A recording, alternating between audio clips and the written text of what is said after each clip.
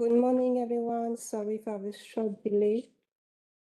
We are really pleased to welcome you in this seminar today, webinar, which will represent the 8th ERA for Health call named PREVENT-OO. So my name is Martine Batoux. I'm working at the French National Research Agency, and with my colleague Ingrid Pfeifer, we will be the Joint Co-Secretariat of this call. Today, among the panelists, we also have Sophie Stone, who is a responsible research and innovation advisor of ERA for Health, and she's working at the University of Edinburgh. The webinar should last 2 hours, and we will present you shortly ERA for Health. Unfortunately, Cristina Nieto cannot be with us this morning, so I will present shortly ERA for Health. So Cristina Nieto is the coordinator of ERA for Health, and she's working at the Institute of Health of Juan Carlos III at Madrid.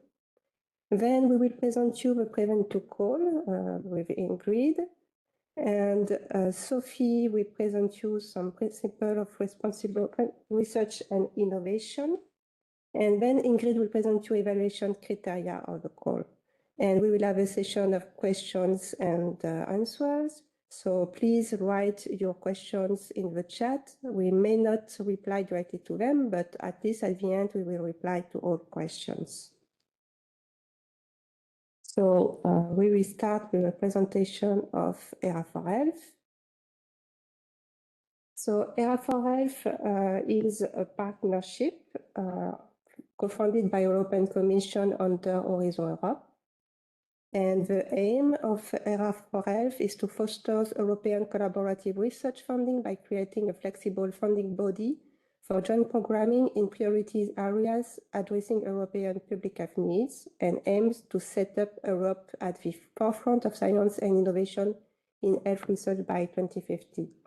And to realize this, we have a specific objective, where the first one is to support relevant medical research, including clinical fields and intervention areas, to improve the utilization of existing health technologies in clinical practice, to build capacity, in particular in conducted investigator-initiated clinical study at European scale, and also implement and develop responsible research and innovation in multiple ways. So ERA for Health is a partnership to start in 2022. As I mentioned, it's co-funded by the European Commission, and it's has 48 partners from 27 different countries. And they are mostly funding organizations, and also 3 European infrastructures are participating.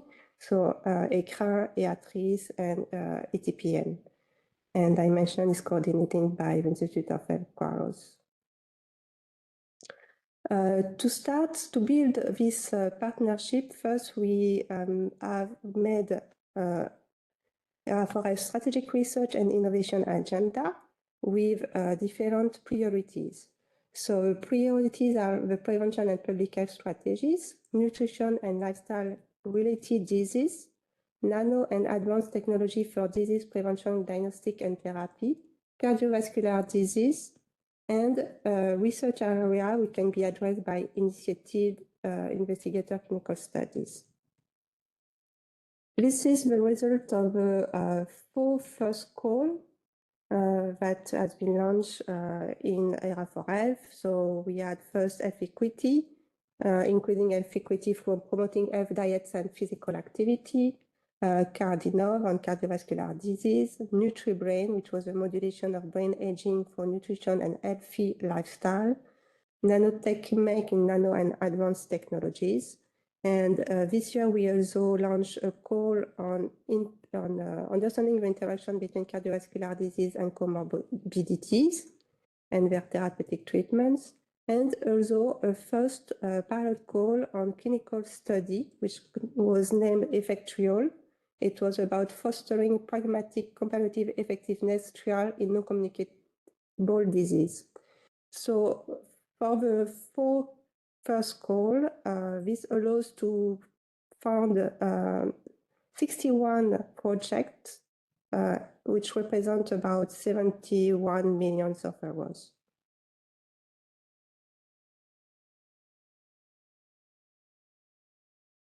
Yes, so in addition to the PREVENT-OO call in 2026, we also pre-announced and also announced now second calls on clinical study, which is named Trial for Health.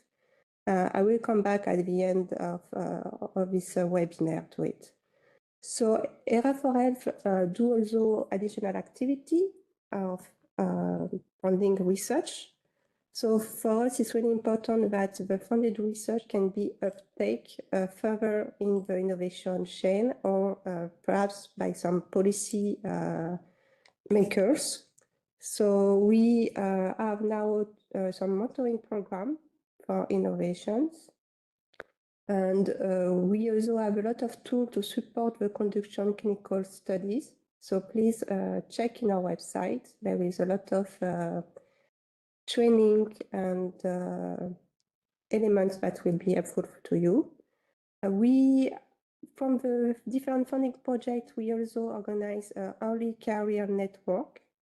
And this early career network aim to increase the capacity building to help the young researcher already to network at this early in their career with other countries. Researchers from other countries. And we also make some different webinars in different research domains, but please double check in our website and also register to our newsletter if you want to have more information about ERA for Health. So I would like to thank you for your listening.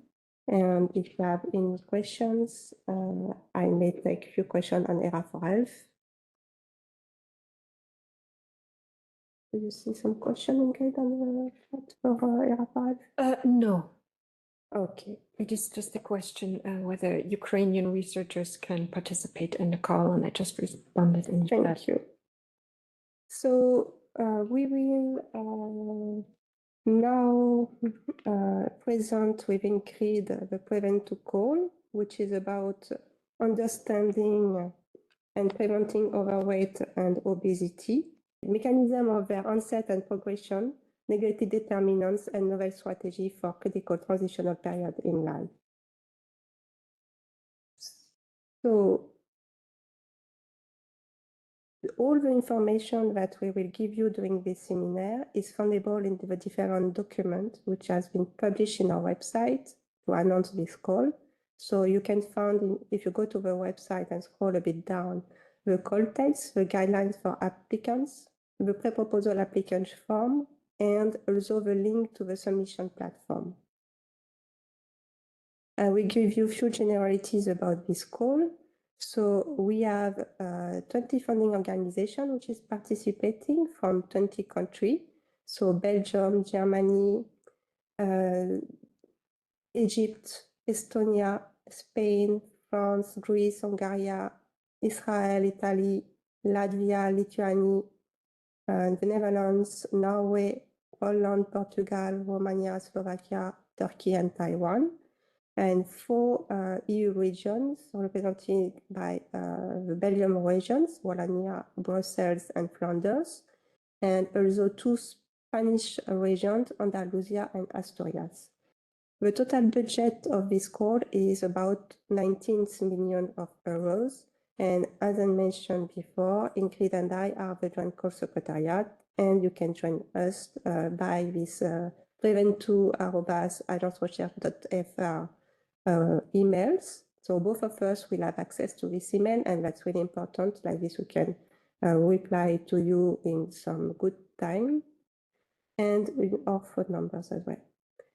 This call is a 2-step call. So we are expecting the submission of a pre-proposal by the 21st of January at noon.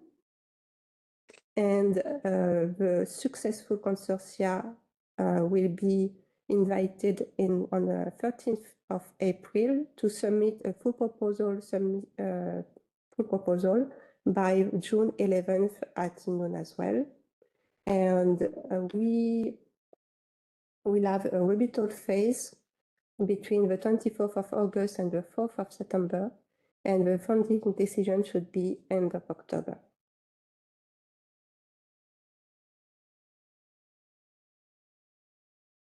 So we are going to present first the scope of the call, the eligibility criteria, a partner search tool, pre-proposal template, and the submission tool. So I will start with the scope of the call. So the scope of the call is made of two different topics. So the first one is about some mechanistic research, and the second one about prevention and public health strategy. As applicant, you should choose one of these two topics. This is really important. You cannot work in the two topics in the same proposal. And then among each topic, there is two subtopics. So subtopic 1A and subtopic 1B for topic 1, and subtopic 2A and subtopic 2B for the topic 2. The subtopic, you can either work on one subtopic or on the both subtopic. This is not a problem. And the topic 1 and topic 2, subtopic 1A and subtopic 1B, and subtopic 2A and subtopic 2B are for us of equal relevance. So let's go for the different topics. So the topic 1, understanding causes of obesity and overweight and its complications with mechanistic research. The first subtopic is aimed to investigate biological mechanisms, including chronobiological, genetic, and/or epigenetic mechanisms underlying the onset and progression of overweight and obesity and related disease. Secondary factors with potential influence on the biological mechanisms, such as the living environment, lifestyle, or psychological status, should also be considered when relevant. And the second subtopic of the topic 1 is aiming to investigate how overweight and obesity contribute to the development of related clinical complications and/or affect the mechanism of action of therapeutics against other diseases and disorders.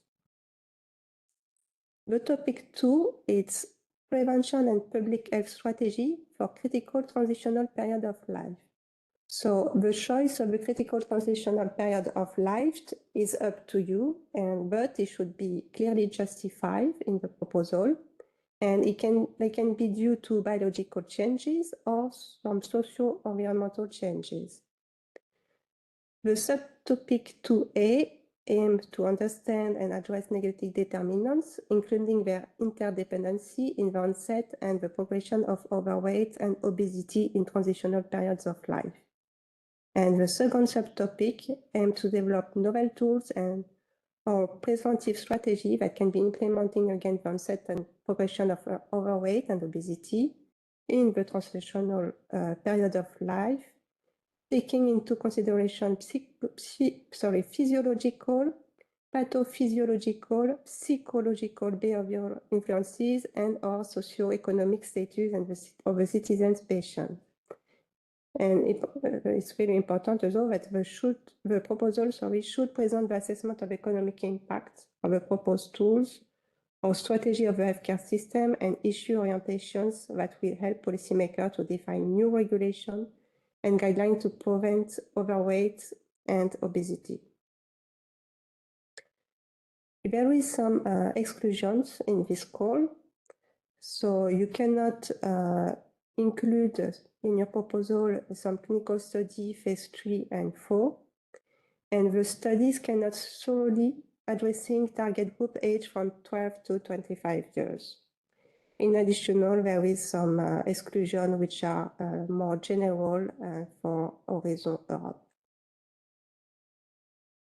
In addition of the scope of the call, there is important point for both topics. So the proposal or the plan work of the proposal must demonstrate potential health impact and/or economic impact and added value of transnational collaboration. Proposal should clearly promote translational research and justify the novelty of the proposed research.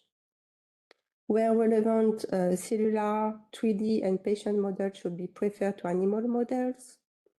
The use of animal model then should be really well justified. Applicants should make use of existing biobank and existing cohort, if applicable. Otherwise, should be explained why existing biobank and cohorts are not used. The duration of the project should be 36 months. And the amount of relevant stakeholders should be involved, like citizens, patients, representatives, local communities, schools, municipalities, and consumer. Well, it really depends in which topic you are going to apply. So you should make sure that the stakeholders present in your consortium are relevant for your project. The applicant should consider potential moderators of effects such as age, sex, gender, and ethnic, or other relevant demographic or socioeconomic features, differences when appropriate for the topic of a proposal. And it should have also gender balance, and also the responsibility should be balanced between the genders, not only the presence in the consortium. And also important for the topic 2, the proposal must clearly demonstrate the economic impacts.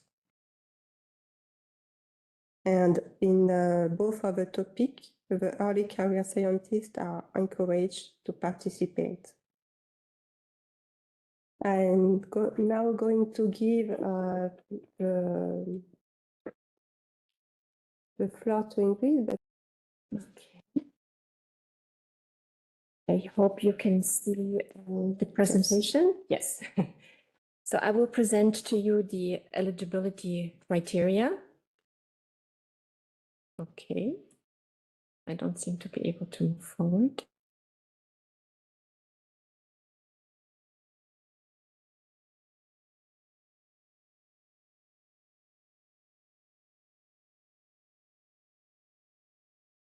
Okay, so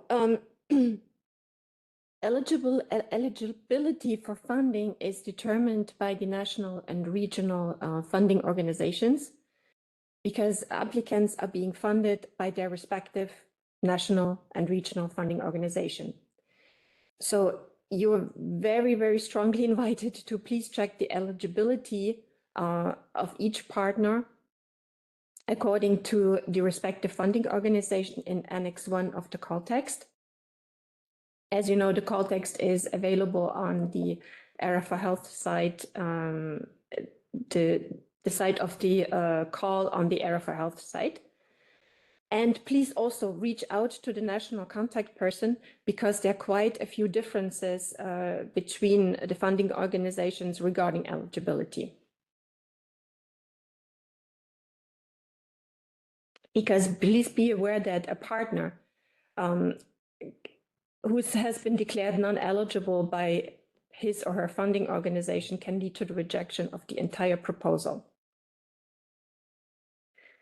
If a partner is not eligible, he or she can participate as a collaborator on his or her own funds. Now, specific points of attention are which entities are being funded, because there are quite, as I said, differences between the national organizations.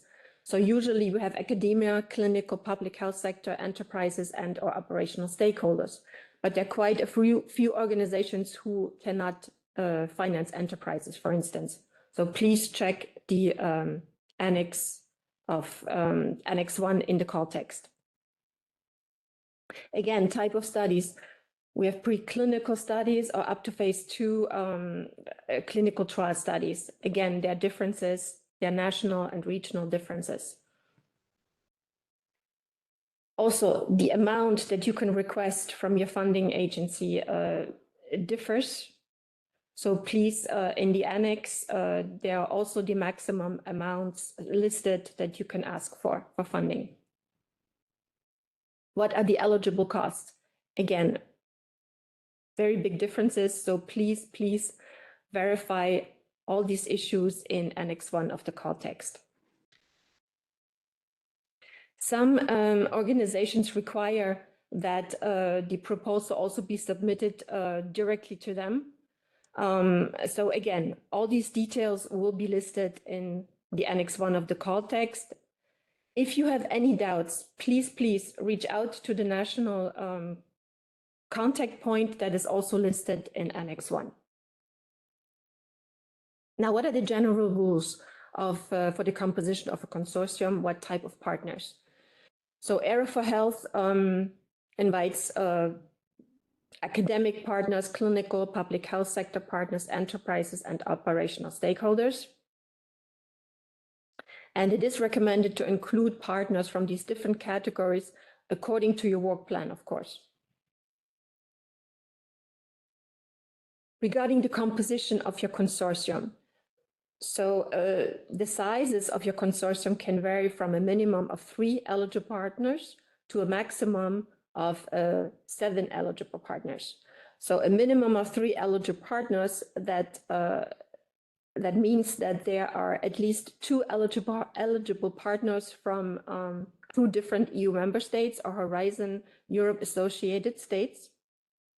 And then the third partner either is also another EU member state or Horizon Europe associated state, or Taiwan or Egypt. No more than 2 eligible partners can come from the same country. And again, you have the list of countries on this slide that are participating in this call.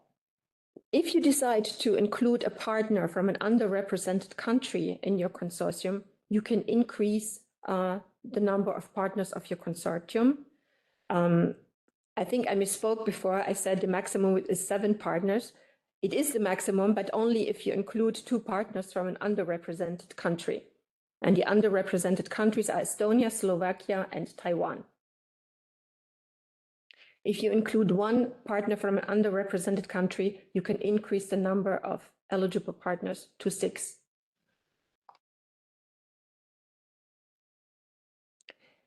Collaborators. What are collaborators? So there will be partners that may not be eligible for funding for whatever reason, or researchers coming from different countries that are not participating in this call. These researchers can participate in a consortium as self-funded partners. Conditions are that there are no more than 2 collaborators per consortium. There has to be a clear added value for the research project. And the collaborators have to secure their own funding. And it has to be stated in the proposal where the funding is coming from, the amount, etc.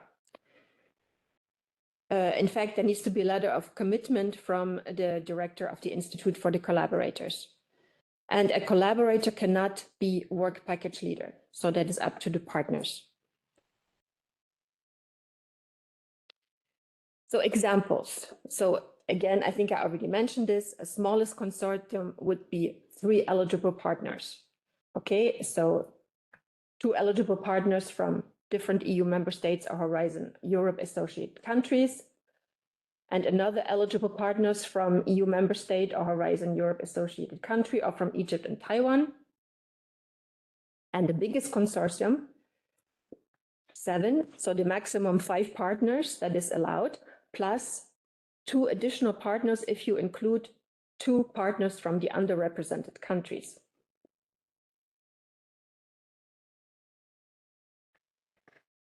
What are other general rules? So the number of proposals allowed to be submitted by PI is 1 as project coordinator. Or if the researcher is a partner, he or she may submit up to 2 proposals.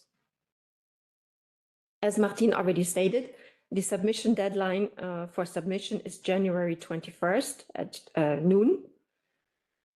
And please follow the instructions on the pre-proposal template and on PT outline, which means no figures, no additional figures except in the work plan, no supporting letters and no extra CVs. But I will go into this a little bit more later on.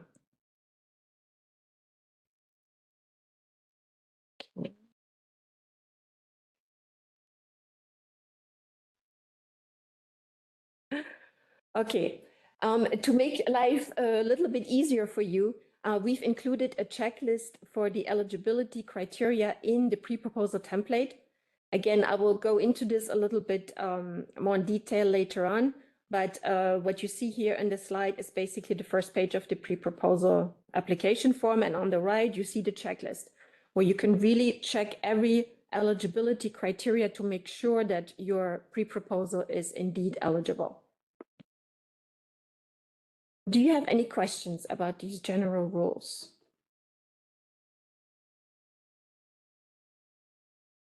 Okay, so Ramon, there is a lot of question back to the scope of the call. We will take this question at the end. Okay. So thank you, Ingrid. Going now to follow the presentation with the presentation of the partner search tool. So there is a partner search tool available in our website. For this, you should go to the funding opportunities, then scroll down to partner search, and you will see this page behind Pathfinder. And if you scroll down, you will access to the search tool by clicking on the partner search tool access, and this will open in another windows. The partner search tools, you will be able to do two different things. Either you are a coordinator and looking for partners, or you are a partner and looking for a project. So you can have here some different filters. And in the program call name, you should choose the ISCIII PREVENT-OO. Like this, you will be able to see other publications related to this call. And you can also make additional choice to minimize the visualization of the different offers. In addition, you will be able here to do a new announcement, a new publication that you are looking for a project or a partner. So this was very short. So now we are going to speak about the submission process. The submission process is based on two different things. So you should first complete the consortium information of the submission tool, which is PT outline, and also complete the proposal template, which is available on ERA4F website, or also you will be able to download it from the PT outline tool. And then at the end, you need to upload the proposal template on the PT outline tool. So the proposal template will be presented by Ingrid.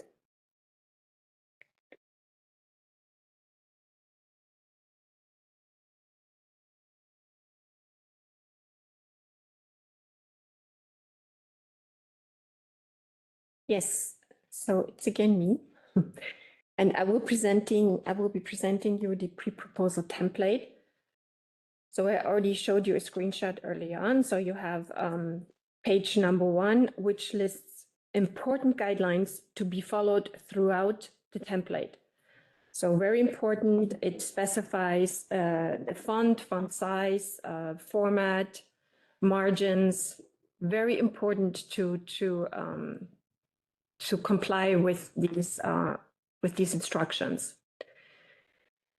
So one joint full proposal document in English shall be prepared by the partners per project, and all the information requested in this document must be compiled into one single PDF document and uploaded into the electronic submission system, so PT outlined by the coordinator. Please note that incomplete proposals using a different format, exceeding length limitations, and any sections may be rejected without further review. And also proposals that do not meet the national eligibility criteria may be declined without further review. Very important, in case there's an inconsistency between the information that was entered on the platform and that is being stated on the pre-proposal template. The information that is entered into the platform will have priority. So on the second page, this is the checklist that I was talking about earlier. So it helps you to confirm your eligibility for the call, and it concerns the topic of the proposal that you chose, the composition of the consortium, the eligibility of each project partner, and as well as the eligibility of the pre-proposal. Okay, so section A, general information, it's pretty self-explanatory. Very important, the requested budget, you will enter the total requested budget here in this section. And please make sure it's identical to the one that's filled in on PT outline. TRR levels. So all the instructions are stated on this template. So it's quite evident. Okay, and under 2 here, you choose the topic and which subtopics you select. Again, you can only choose one of the 2 topics, but for the subtopics, you can choose 1 or 2. Okay, keywords abstract. Section B concerns the consortium. So again, self-explanatory. So 1 is the coordinator. Under 2, please fill in all the research partners. There's a maximum, I said, maximum of 5, unless you include partners from Estonia, Taiwan, or Slovakia, then you can increase the number of partners. And under 3 are the collaborators who are not asking for funding. And again, I would like to again mention that it is very important that the collaborators indicate what resources will be dedicated towards the project and where these resources come from. And again, each collaborator has to submit a letter of commitment from the director of his or her institution. Section C is the project description. Again, all the instructions are listed on this template. So for the project background, you have 1 page, so for background and introduction. The description of the aims, again, you have 1 page at your disposition to list all the aims in this table. Under 3, you have the relevance of your project to the aims of the call. 1 page. Under 4 is the work plan, including objectives, rationale, and methodology. A maximum of 3 pages you have at your disposition. Plus, you need to fill in the table underneath for the detailed distribution of all person month per work package, per partner, and if applicable, per collaborator. Under 5, please insert a diagram of your work plan, either Gantt or PERT chart, or any other project management tool.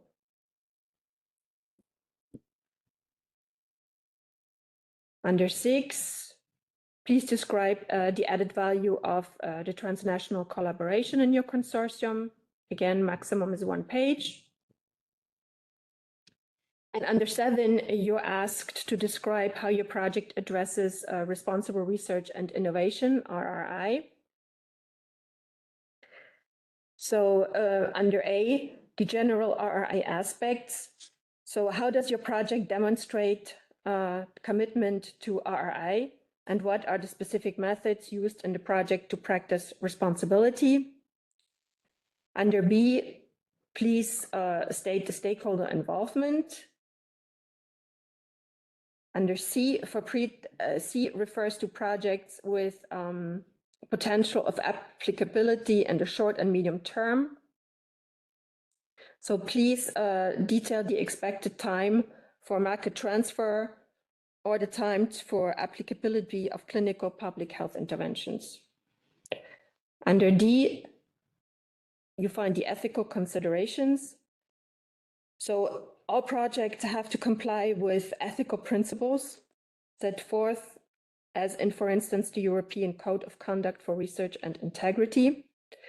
And please be aware that even if the work in your project is not being carried out in European countries, these standards still apply. And there will be, if your project is being invited for step 2 and is recommended for funding, there will be an ethical assessment at the end of that full proposal step. The 8 references, maximum 1 page. And 9, the scientific justification of the requested budget per partner and in relation to the planned activities and time frame. Please list if there's any co-funding for the project. Okay, so you have a maximum of half a page per research partner. Section D is your detailed budget. So in this table, you will summarize the in-kind and requested budget per partner, per cost category. So there are cost categories: personnel, consumables, equipment, subcontracting, and other direct costs for the duration of the entire project. And again, please be consistent with the information that you enter in this table and what you enter on PT outline. Okay, so again, this is the budget table. And section E, section E are annexes. So they're the CVs of the PIs. We're asking 1 CV per PI. So please do not include more CVs. It's 1 CV per partner. And please use the table that is listed here. And finally, in 2, you will have to date and sign your application. So the coordinator, all partners, and all collaborators will have to sign the General Data Protection Regulation, okay, which is shown here. So all the partners, all the collaborators, okay? But really, this template is self-explanatory, so I don't foresee any problems. Thank you. Thank you, Ingrid. So now we are going to the proposal template.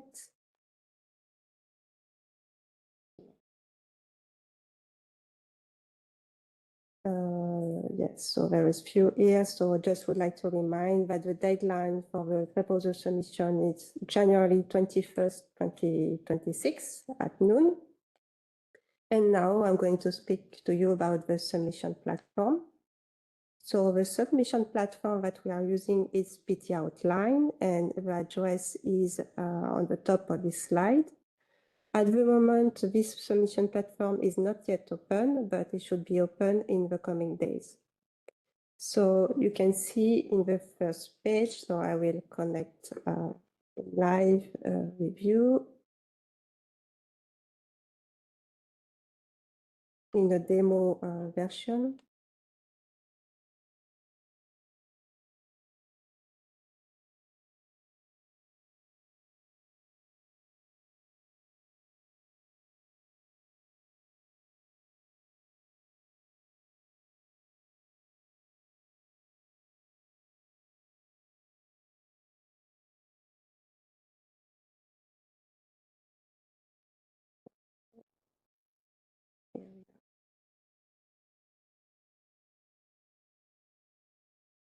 Yes.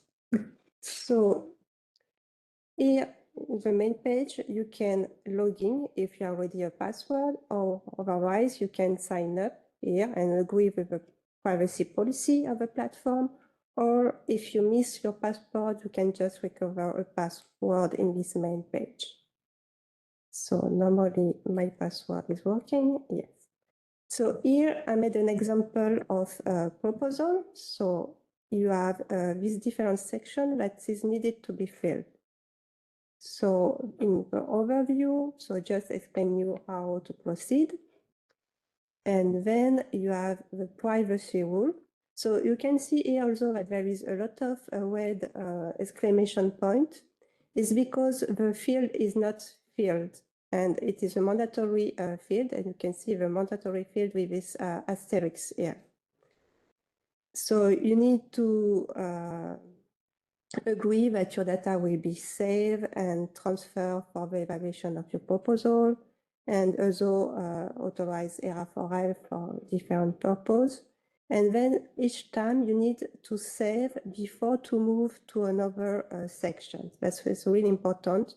Otherwise, it will not keep. So I can make this in live. So I save. And voilà. And here you see that I fill all the mandatory fields. So you don't see any orange and attentions panel. So then in the general information, so you should put the same information that is in your proposal template. So the project acronym, title, technology readiness level at the start of a project, the one which is planned at the end of a project, the topic that you choose, so either topic 1 or 2, and then according to the first choice that you had, the selection of a subtopic, subtopic. So either 1A or 1B if you select previously topic 1, or both of them. You should mention if your consortium already worked together before. Repaste your project summary, which is in your proposal, the keywords, and population science summary, which will be especially mandatory for the second phase proposal. Then when you fill again, you save before to change the sections, and then you have to give information for the project coordinator, partner, and collaborator. First, you will give information about the organizations, then about the department, and then about the PI. So here I did some example. So then you have also to inform if you agree to disclose some of the information if your project is funded. So either you agree that we publish the name of your institution, department, of your website, your city, your country, and your contact email. And then you have to report your financial plan. So as mentioned Ingrid several times, it's really important that the data from the submission platform are similar than the one written in the proposal form. So first you have about personal, total cost, and the requested budget, which can be different, especially if you have some permanent, well, it depends on two things. It depends how the funding organization that you're going to apply are funding the project. And for example, if it's the project is funded at the total cost, then these two lines will be similar. But if the personnel, sometimes permanent personnel, is not funded by the funding organization, then the two total will be different. The consumables, equipments, subcontracting, other direct costs, including travels, and the overheads. So the overheads is really different from one to the other funding organizations. So please double check with your funding organization if necessary. And then you have to add the total request funds. So this will be the similar information asked for the partner. So directly when you will enter to the platform and prepare your first project, you will see only one partners. And if you want to fill the information for the second partner, you need to fill all the information for the first partner and save. And then you will see here that you can add another partner to the project. But if you do not fill the information for partner 1, you will not be able to see this new button. Then if you have in your project some collaborators, you should also fill for collaborators. And similarly, here I didn't fill the information for the first collaborator, so I do not see that I can add a second collaborator. So here you see, save the first collaborator to be able to add another one. Then in the project description says here that you need to upload your proposal, which need to be saved in a PDF format. And here also you can upload the template if needed. And at the end, you have a final check and submissions. So here you can see if some budgets are different from the one that you put here. At the end, it means that there is some mistake in your calculation, so please double check. And then the final check and submission is in the last section.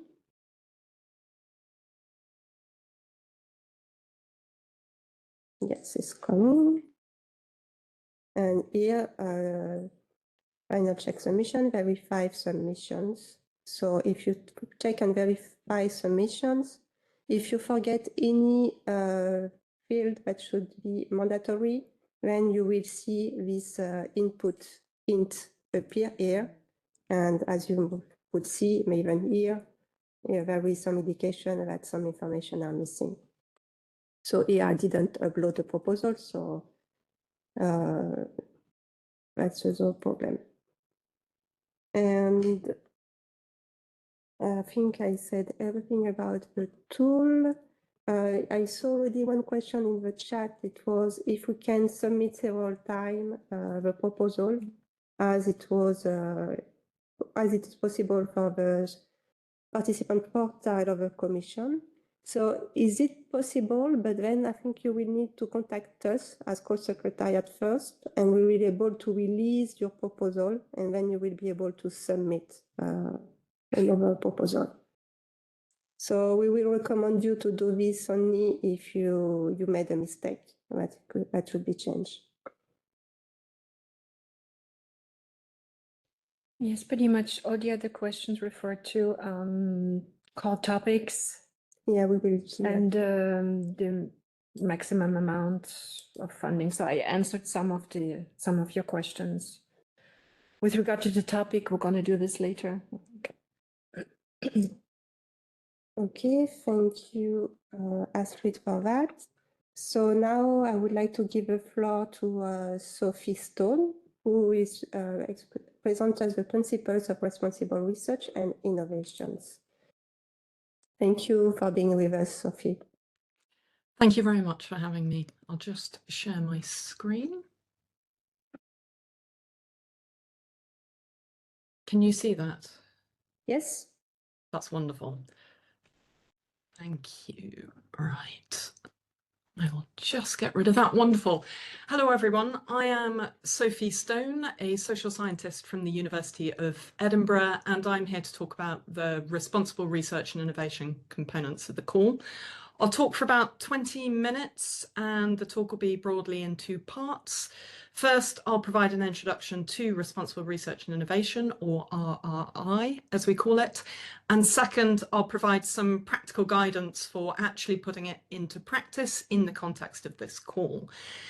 And some of you may be familiar with RRI already, but for those of you who are not, I'll get into a detailed outline of what RRI is and involves in a minute. But for the purposes of these first few slides, I think it can be best understood as a framework, mindset, or process that helps keep science and innovation aligned with the needs and interests and values of society, encourages wide engagement with diverse stakeholders, and helps avoid undesirable consequences.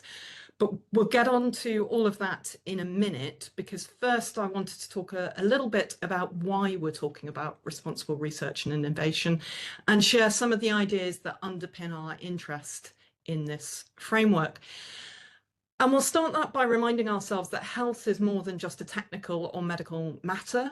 European public health is intimately connected not only with technical or scientific prevention and treatment strategies, but wider social structures, civic societies, class systems, norms and expectations, democratic processes, the environment, geopolitics, and much, much more. And I've put some examples of how health demonstrates this sort of more than technical nature on screen. So some of these will, I'm sure, be familiar to many of you, but there is social, cultural, economic determinants of health. There's an array of different clinical contexts of use and social infrastructures that mean particular treatment or preventative health strategies may have unequal impacts in different places and different settings. Some diseases suffer from significant stigmatism, and the way diseases are categorized and the demographics we use to classify people can also have real-world effects on priorities, perceived importance, and treatment choices. And then looking at our own research practices too, there's often social assumptions embedded in medical knowledge, often overlooked and unquestioned, that can, not always, but can perpetuate harmful characterizations. As well as health research and innovation now also involving a lot of public involvement and patient empowerment, and a responsibility to generate health knowledge to help guide policy making. So facets of what we all do in this way cannot be addressed through a solely technical lens. And looking at the specific research on understanding and preventing overweight and obesity specifically, the landscape is especially complex, and there are a great number of social, political, ethical dimensions as well as technical ones. And some of the obvious ones I'm sure we all know, but there's quite a bit of social scientific literature exploring the interrelations between science, technology, and society that we don't readily recognize or always think about. And just a small subset of these are on screen, coming from the social scientific literature. For example, obesity and weight dynamics are often framed as a moral problem, connected to sensationalist narratives or things like a lack of self-discipline or limited nutritional knowledge.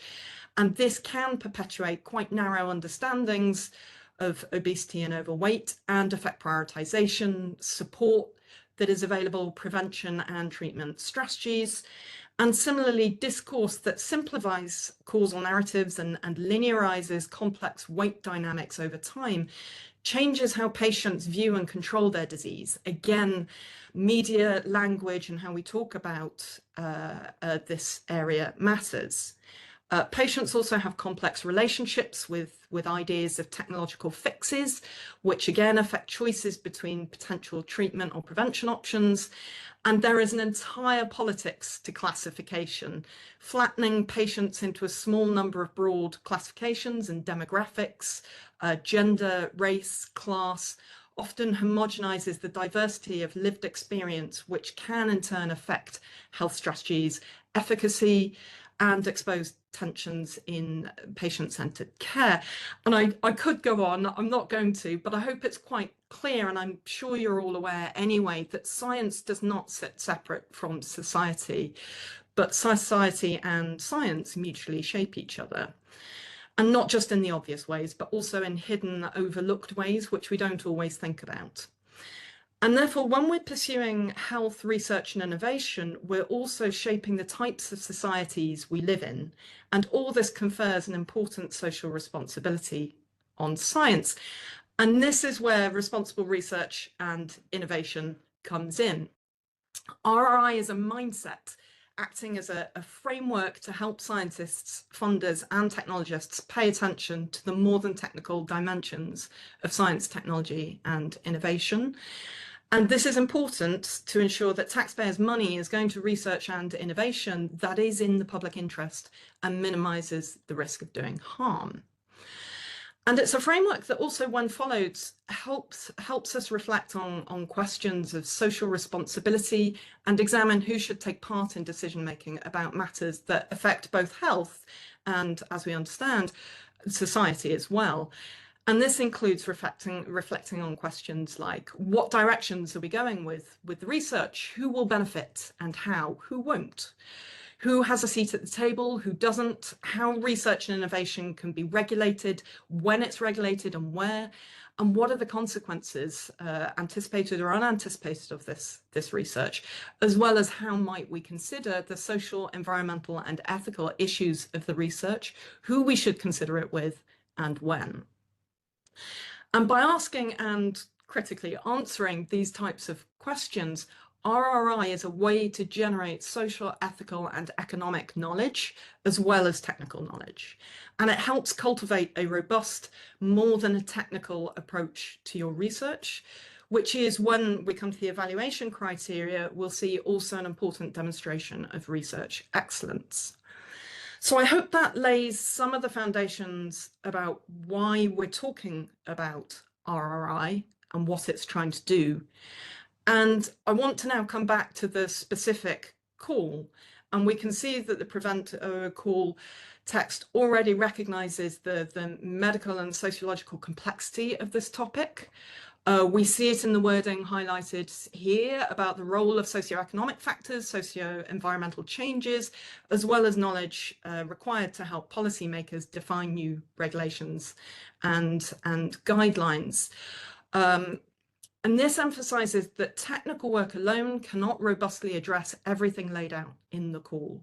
Project proposals will need to find ways to critically engage with lived experiences, inequalities, social behaviours, challenges of classification and the demographics we use, as well as the broader political and social systems and structures in which we live and make choices about our own health. And proposals will need to enrol these aspects where relevant into project design and execution. And this requirement is captured, I think, on page 11 of the call, where it says proposals should follow the principles of responsible research and innovation. Consortia should demonstrate a commitment to investigating and addressing social, ethical, political, environmental or cultural dimensions. And as we've seen, the proposal template elaborates on this. So it sometimes sounds quite a lot and quite abstract, and to help everyone do this in practice, ISCIII for Health has produced a framework and set of guidelines, and you can find them in the call or by following the QR code that hopefully is on your screen to the standalone guidelines. So what is the approach to RRI for ISCIII for Health? And what does it look like in the context of the call? As I said, RRI is probably best thought of as a framework, a mindset, or a process to follow. For those of you who may be familiar, it came to prominence in the Horizon 2020 project. There it was a term used to describe scientific research or technology that also took into account its effects and potential impact, good, bad, or neutral, and not just research that focused on the medical or technical aspects. And since then, RRI, there are various slightly different definitions that have emerged. If you Google the definitions, you will find many of them, but they all agree that societal challenges should be a primary focus of the scientific research. And most of them agree about the methods by which that should happen. And ISCIII for Health's approach is based on a well-used and well-established RRI framework used in many places in Europe, including the UK, Norway, and several of the ERANETs. And this is something called the AREA framework. As articulated here on screen, by the UK's Engineering and Physical Sciences Research Council, which is now part of a multi-council organisation called UKRI. And in short, that area framework outlines RRI as a process, and one that involves acknowledging that innovation can raise questions and dilemmas, can often be ambiguous in motivations, and, as we all probably know, unpredictable in terms of impacts, beneficial or otherwise. And promoting creativity and opportunities for science innovation is important. to help sort of develop socially desirable research that is undertaken in the public interest. And it's also a process that creates spaces and ways to explore these more than technical aspects of research in an open, inclusive and timely way. And the area framework condenses this approach into some important principles. They call them, again, you'll see on screen, anticipating effects, reflecting on values, engaging with stakeholders and acting. And that means being willing to and able to respond to what you learn in the process. Now, ISCIII for Health has adopted this framework and adapted it to be, I think, probably slightly more user-friendly, perhaps, and the result is the AIRR framework, which is very, very similar in principle, but slightly clearer wording. And specifically, ISCIII for Health's AIRR involves anticipation, so anticipating what types of futures might be associated with the research and innovation you're pursuing, including exploring potential benefits and potential risks. It's about inclusion. So examining who gets to decide on these futures, whose voices and knowledges we're involving, and whether there's a two-way exchange of information. Reflection, asking what we're missing and reflecting on values and assumptions that might be baked into our research, often unknowingly, and collectively asking some hard questions and holding the project to account. And responsiveness, which is all about this idea of reacting to the information you gather by asking these hard questions. So what measures are in place to enable you to change course based on what you find, if that's appropriate? So anticipation, inclusion, reflection, responsiveness, these are 4 principles you need to keep in mind from the very start of your pre-proposal journey. So when we talk about RRI in the context of the call, it is about continuously adopting and applying these principles to your work or project right from the pre-proposal stage, as helpfully remembered through the acronym. And I now want to turn to focus on how to go about putting that into practice. Because adopting this framework or mindset should enable you to critically engage with the really important more than technical dimensions of the research. And the way it works is by prompting us to ask questions of our project connected to the 4 principles.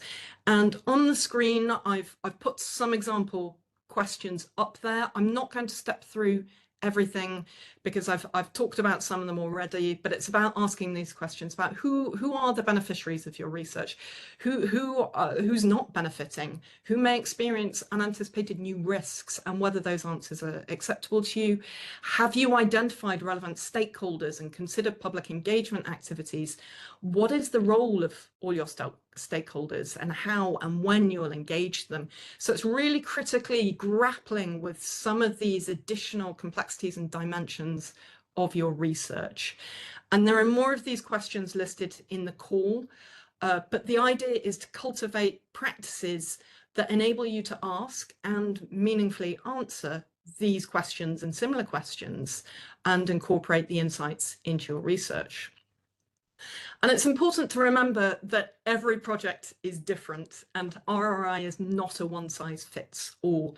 Your approach to RRI in your projects must be tailored to the specific social and ethical issues raised by the project's own innovation activities. And whilst all projects do benefit from an RRI mindset and following the principles laid out by the framework, the specificities and the activities that you'll adopt will vary wildly from project to project. And for example, it's likely that foundational low TRL research will ask different questions and have different activities than an applied high TRL project. Similarly, if you're pursuing disruptive or highly novel research that's breaking new ground, this might require a more substantial set of practices than incremental research. And as RRI experts, we often get asked what types of activities should people be including as part of RRI work. And it's a really hard question to answer because the answer is always, it depends on your project. But on screen, I've put some sample activities that you could, if it were appropriate to your project, consider, just to breathe some life into what we're asking people to do, and the types of work that might help cultivate responsible research and innovation practice. So, for example, you might find establishing a separate work package to examine what the overlooked social, political, and ethical dimensions are of your project. So that's a useful approach a lot of people find. You might want to include a really diverse range of stakeholders in your advisory group to help draw on a range of perspectives, knowledges, and experience to add depth and texture to your research. You could organise a citizens panel to help inform decision-making on a specific topic that you're interested to elaborate, or hold some workshops with different stakeholders to facilitate two-way dialogue and start a conversation about your proposed research, where it eventually to get out into society. And you could use this to feed back into your project design. You could develop future use case studies to reflect on overlooked assumptions or hidden values, or convene a range of stakeholders to co-design a good way to govern your project. So those are just some examples, and in lieu of being able to give a full exhaustive list of activities that you could adopt, I've put some tips on the screen that I think are useful to help you cultivate your own approach to RRI within your project. So again, with the disclaimer, there is no one way of doing RRI. It might be useful to treat RRI in the same way you would treat all other parts of the proposal. So find the right people as quickly as possible and include them in the design of the project from the outset, whether this is social scientists, ethicists, professional services, sustainability experts, publics, patients, any number of interested parties, schools, whoever it may be. Think about the best organizational model to ensure that your RRI dimensions are part of the project. As I say, it could be social scientific research work stream, advisory boards, stakeholder collaborations, something else. And I cannot stress this enough, make developing the approach to RRI somebody's job. That really does make it something that's easier to grapple with. Be comfortable with ambiguity. Social life and its connection to health and preventative strategies and treatments, it's very messy, as I'm sure everyone is aware. The panel will be okay with approaches that acknowledge this ambiguity. And ensure you don't restrict your understandings of social and political and ethical dimensions to just dissemination or safety and patient acceptance. They are important, but obesity and overweight research is a complex social medical phenomenon, and there are many things that could have a bearing on your project or the eventual efficacy of the research or innovation. So do cast your net wide to find relevant complexities, and social scientific literature or a friendly social scientific colleague can help with this. And once you've done that, whilst there's no best practice approach, the following points should help sense check whether your RRI strategy and approach is suitable. So a couple of quick checks. RRI should be treated as an integrated part of the project, not something that's just added on at the end. It's a process that increases the livelihood of delivering applications with real utility, fair accessibility, and concrete value for citizens, so do treat it as such. It has its own section, as you've seen in the pre-proposal template, but RRI should be cross-cutting. The set of principles should be cross-cutting across all your work. And the work plan should be specific for the project. Generic boilerplate text is broadly unconvincing. And it should be clear that technical and RRI components have been developed together, because the social and technical dimensions of research and innovation are ultimately connected, and insights in one area are likely to inform the other. And another big one, RRI work, whatever form that takes, should be adequately resourced. It takes time, effort, and expertise and money to do it well. And if after all that you need another reason why it's important to pay attention to RRI, it's because ERA for Health requires all proposers to explain how their project demonstrates a commitment to investigating and addressing the social, environmental, ethical, political, or cultural dimensions of the proposed research. And integration of RRI should be connected to an improved understanding and awareness of the possible benefits. And whilst it is important, as I'm sure you'll see in the guidance, to note that RRI does not explicitly detract from the overall scoring of the project, it does actively contribute to it. So proposals that explicitly aim to advance processes of anticipation, inclusion, reflection, and responsiveness by developing new ways to do that, new analyses, new methodologies, they will be rewarded in the review process. And also evaluators will be asked to highlight in their comments if the consortium is not implementing RRI in the proposal well or at all. And so I've just put up on screen there some evaluation criteria. It's not just about dissemination and impact. Adopting RRI, answering questions that encourages us to think about, directly contributes to research excellence, as I mentioned before, because excellent science is socially responsible science.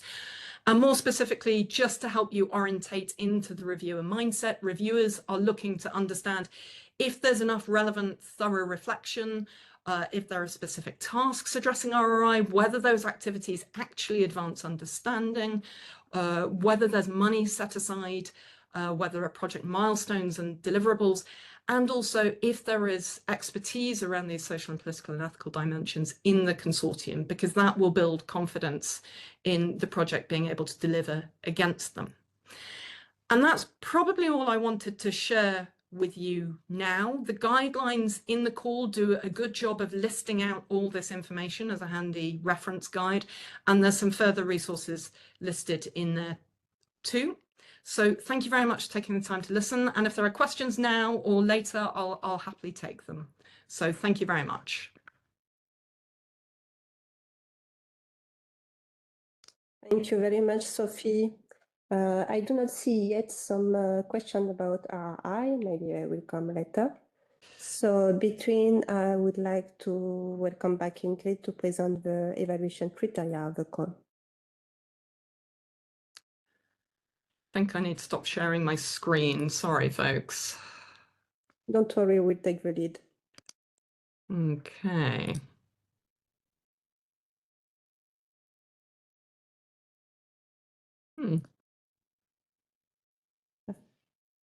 Okay, I have it. Sorry about that.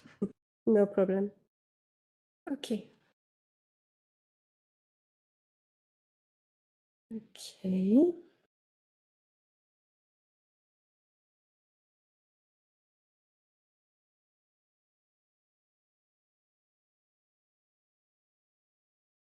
Okay, it will. It will work eventually. So I can see that it's well displayed. So I will present to you the evaluation criteria. So there are three basic evaluation criteria: 1, excellence; 2, impact; and 3, the quality and efficiency of the implementation. So regarding excellence, excellence is determined by sub-criterion A, which is the scientific quality of the proposal, and more specifically, the significance of the research question. So the evaluators will want to see your research that responds to a gap in the field, the clarity and relevance of the objectives, the credibility of the proposed approach and methodology. So please include power calculations, randomizations, your target groups, and as well as it was just mentioned very eloquently right now, your approach to RRI. Okay, then the expected progress beyond the state of the art and clear demonstration of innovation potential. And finally, the quality of the project consortium. So the questions that evaluators will ask here or will want to see is: how is the international competitiveness of the participants in their respective fields? What is the previous experience like? Has there been previous collaboration, hopefully fruitful one? Is all the specific expertise needed present in the consortium? Are the partners complementary and benefit from this transnational collaboration? Gender balance issues will also be evaluated with this criterion. And sub-criterion B would be novelty and ambition. So the questions asked by the evaluators will be, of course, does this proposal offer a credible roadmap on how the results will contribute to practical solutions? Are patients, citizens included, etc.? The impact. So the impact is being evaluated by sub-criteria A. So the unmet public and social need and potential impact for future clinical, public health, and or other socioeconomic health relevant applications, including patients' needs and or for industry. So it includes details on the needs and societal impact, as well as costs. It includes details about patents, documented experience in translational research, the institution, DPI. It includes details about industry involvement. Are there partners involved, collaborators? Are there clinical partners included? Subcriterion B is evaluates the added value of transnational collaboration and potential for fostering international network. So an important argument here for this criterion is, does the proposal use existing data and biological material from biobanks, etc., human samples, patient data? And again, the complementarity of the consortium and to avoid the redundancy of expertise. Subcriterion C, the participation and the engagement with end users. So are end users engaged in the project? And at what point? From the conception of the study, during the implementation phase, dissemination phase?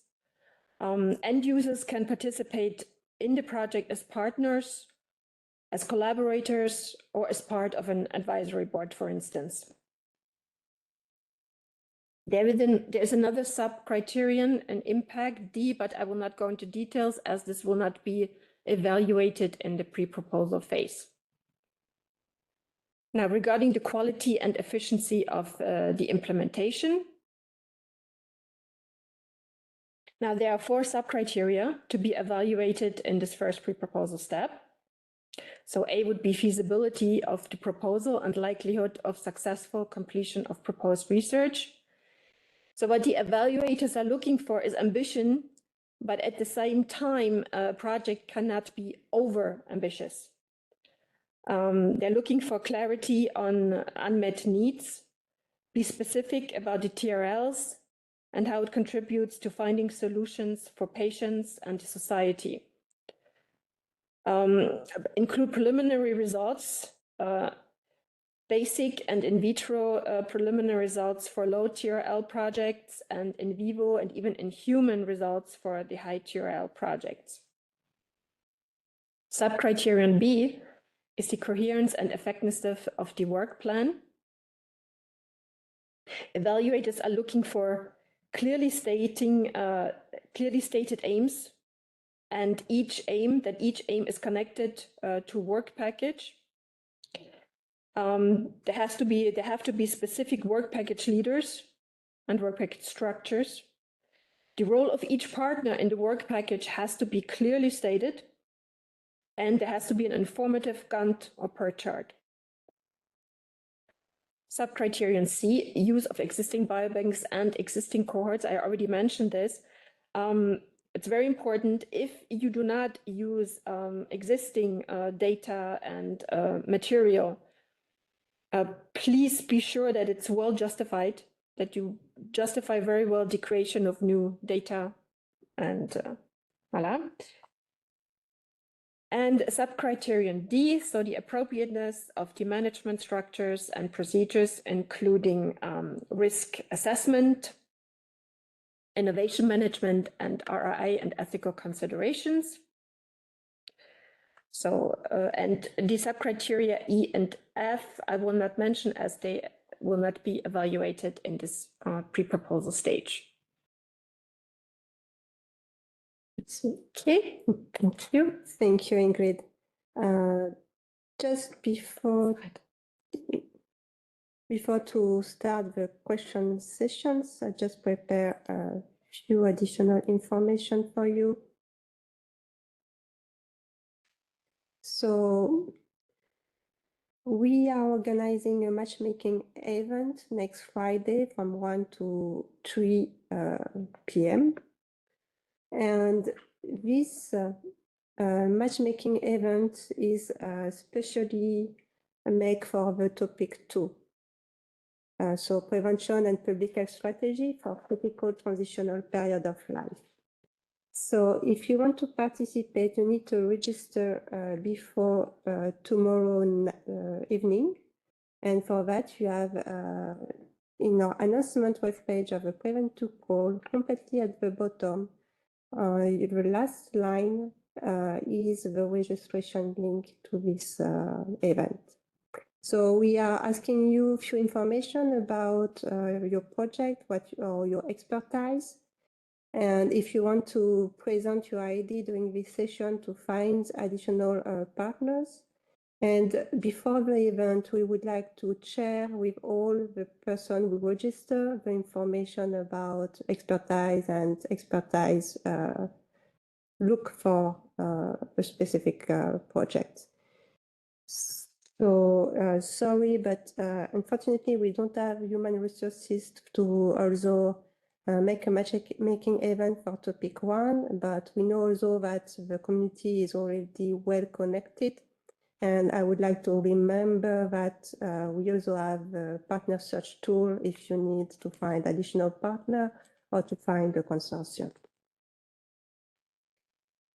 I would like also to inform you that for the participant which will be invited to the second stage, we will have a webinar on the April 14th, and we will present the monitoring services provided by ISCIII, which is a European platform, European infrastructure platform.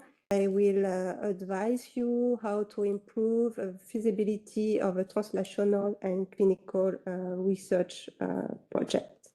And my last slide is about Overcall, which will be launched also this year, and where the community working on obesity and overweight can apply, because indeed during our work to prepare this call, there was also some different topics really important for this field, like stratification of patient or obese people.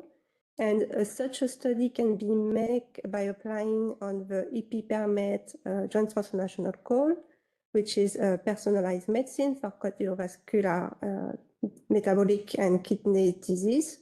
So this is really the place where you can apply if you want to do such a study.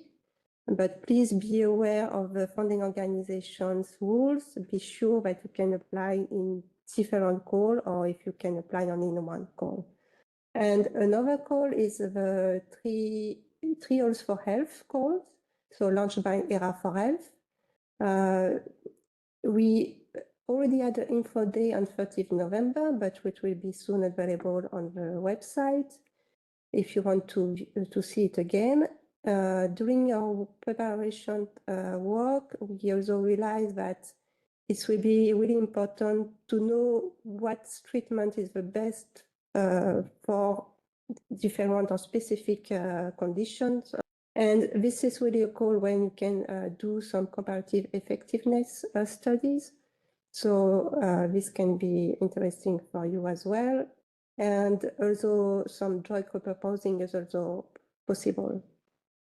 So thank you for your attentions. I saw that we have many questions, so now we are going to reply to them. Ingrid, can you? Okay, yes. Do you want me to work my way backwards? Okay, so I sent the link to the matchmaking event in the chat.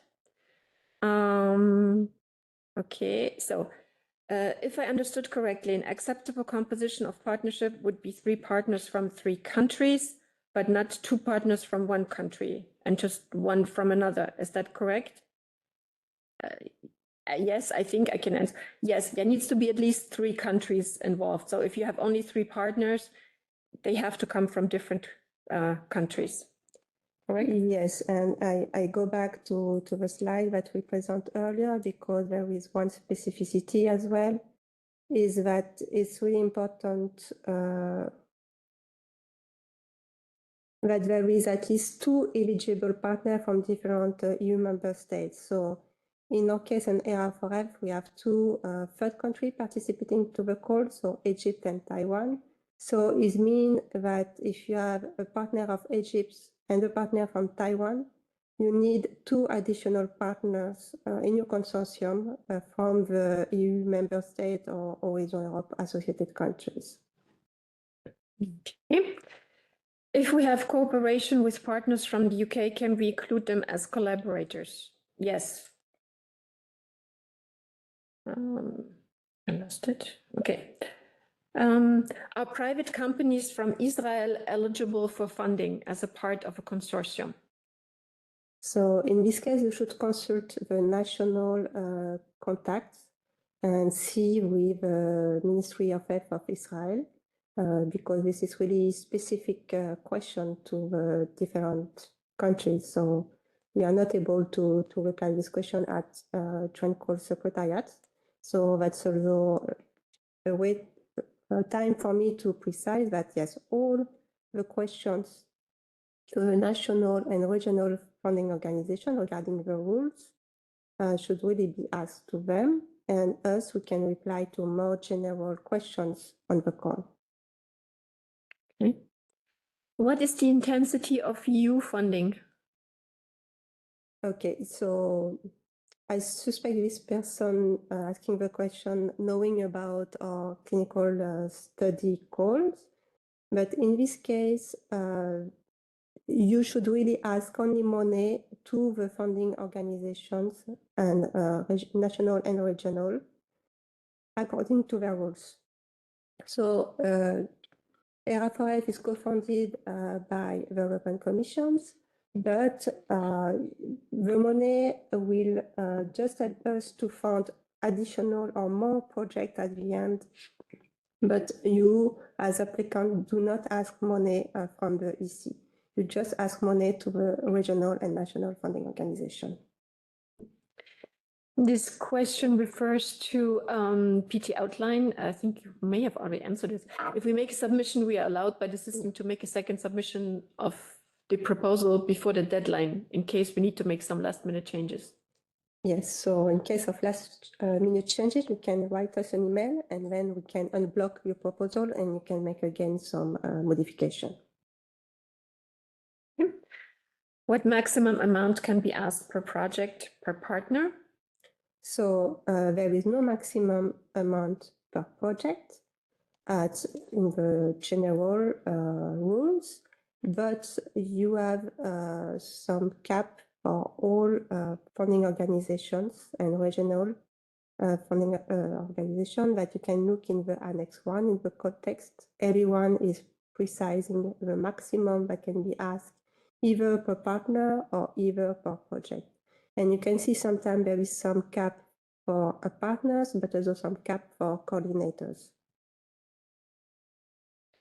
This one has, I think, already been at least partially been answered. How much does the EU finance and what contribution must the applicant make? Yes, this is what we just replied yes. now. Okay, now the questions refer to the call topics and whether something is in scope. To study obesity in subjects aged 6 up to 18 years is possible? So we do not exclude this from 6 to 18 years. However, again, it's really important for us to not fund the same research that can be submitted to European Commission's call. So please, if you see that your topic is fit more to the European Commission call, please go to European Commission or otherwise apply to us. The relevance of the topic according to the call topic will be judged by the evaluators. Regarding topic 2B, you mentioned the development of tools or strategies for preventing the onset or progression of obesity. Would it still be eligible if the objective is instead to study risk prediction? Can the PI be an early career researcher? Are there any specific requirements? Really, the topic of your proposal. This will be assessed by the evaluators. I cannot advise you to say yes, the risk prediction is completely on the scope or not. Please read the topic and is at your interpretation. And can the PI be an early career researcher is really depend of your funding organizations, which type of principal investigator they will be found. I can just give an example for us. We are not going to fund, for example, some postdoc for the French National Research Agency. So you should really double check with your contact person of your funding organization. Is co-financing allowed, or must the total project cost be identical to the total requested funding?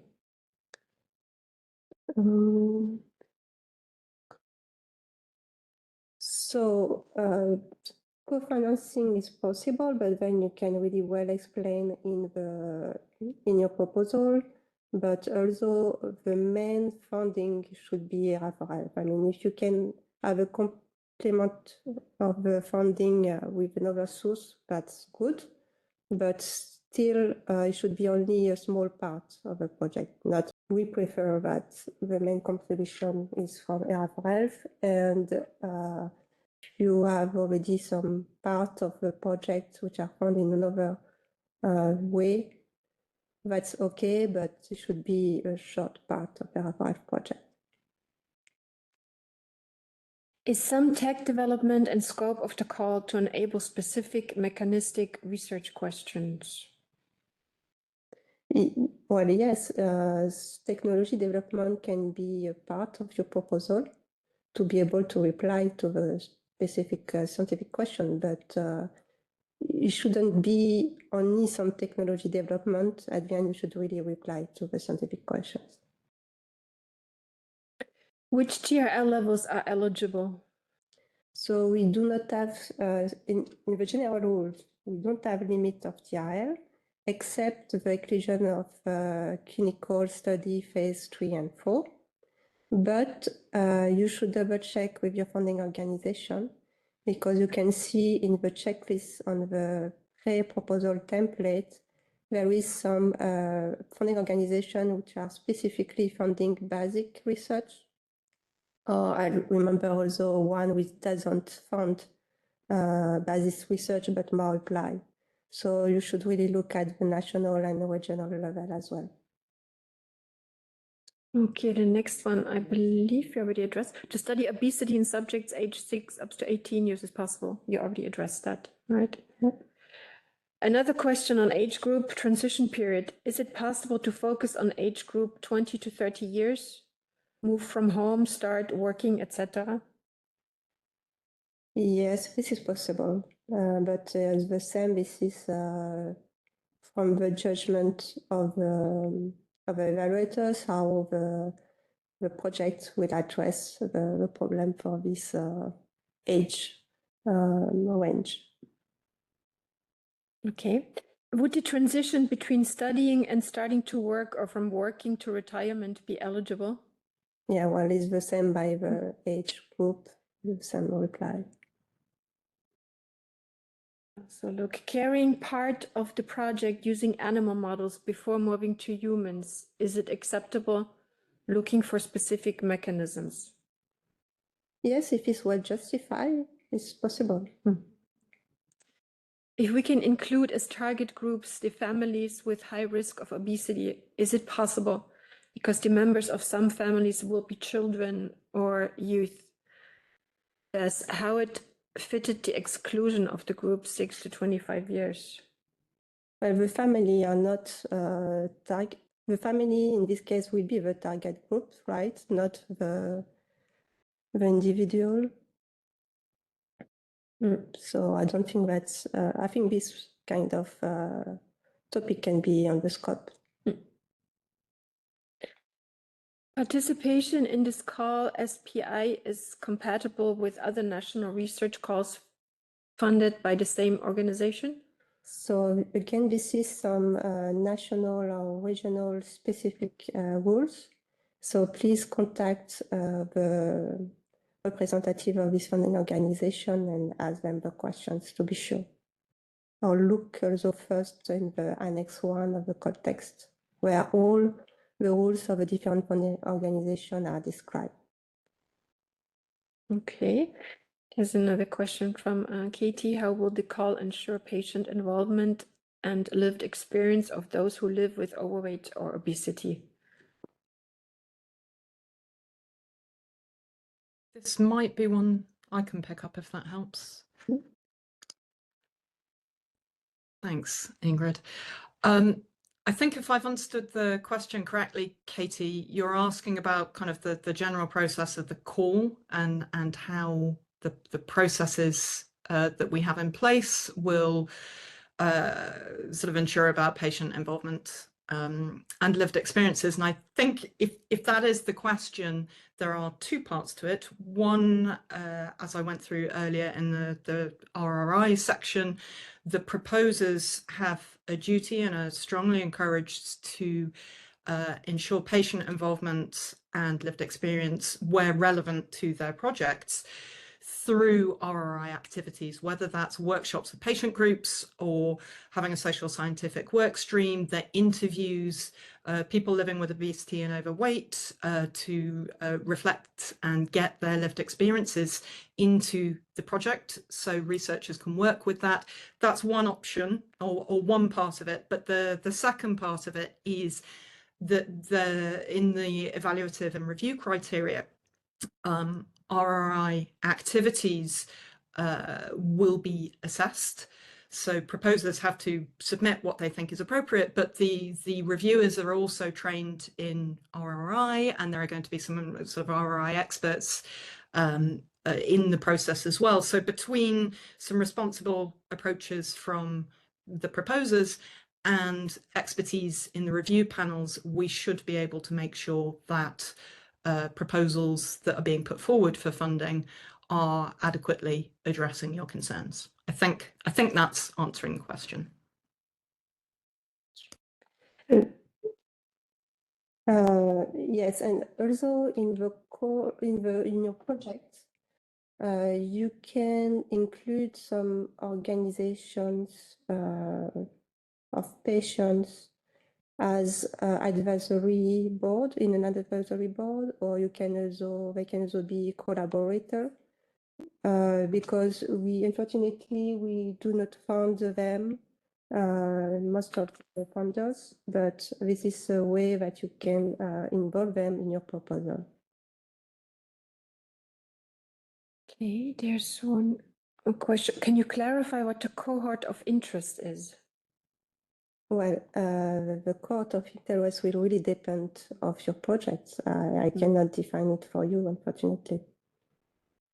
I go back to the end to see if there are any more questions. Can patients' organizations be collaborators? Yes, yes. Collaborators, although you could involve them in an advisory board.